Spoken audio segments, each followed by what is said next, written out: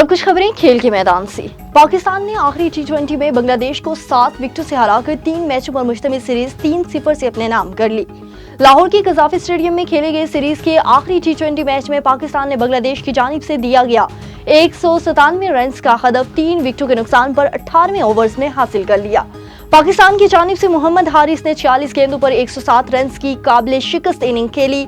उनकी इनिंग में 7 छक्के और 8 चौके शामिल थे। साइम अयूब ने 45, हसन नवाज ने 26 और साहिबजादा फरहान ने 1 रन स्कोर किया, जबकि कप्तान सलमान अली आगा ने 15 रन बनाकर नॉट आउट रहे। दुबई में भारत की केरियाला कम्युनिटी के इवेंट में पाकिस्तानी स्टार क्रिकेटर शाहिद अफरीदी और उमर गुल को मदऊ किए जाने पर भारतीय इंतहा पसंद सीख पा हो गए। एक भारतीय सहाफी ने सोशल मीडिया पर एतराज उठाया कि क्या भारतीयों को मेजबानी के लिए पाकिस्तानी क्रिकेटर ही मिले थे।